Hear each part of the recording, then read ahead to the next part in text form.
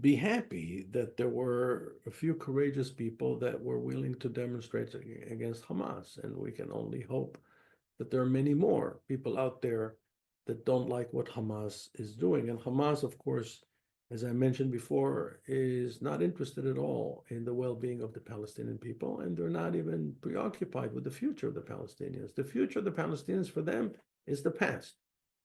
They want to take the Palestinian people back to the dark ages. And again, the enemy is modernity. That's the enemy. Everything that is modern is the enemy. And so what will happen with the Palestinians deserve much better than what they have, unfortunately. They have a long history of leaders that failed them.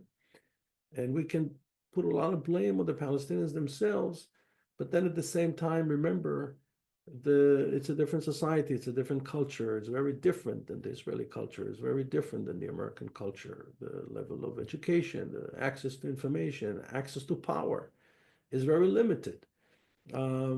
It's very difficult if you're a Palestinian to rebel against your own regime. You don't always have the resources, you don't always have the support, and so on and so forth. So again, in the case of the Palestinians, I believe that what needs to happen is very similar to what happened in Germany and Japan after the war, which is a complete restructuring, not just of the physical infrastructure, but also of the educational infrastructure. One of the big challenges that we have with the Palestinians is what they educate their children.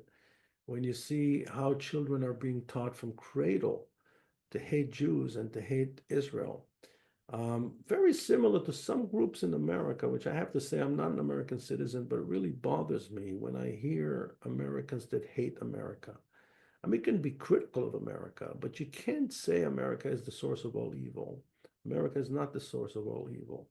Even if you disagree with a certain politician, many great things happen in America, including medical breakthroughs and technological services and so on and so forth. Life expectancy went up decades in the last 200 years, largely thanks to innovation that came out of America.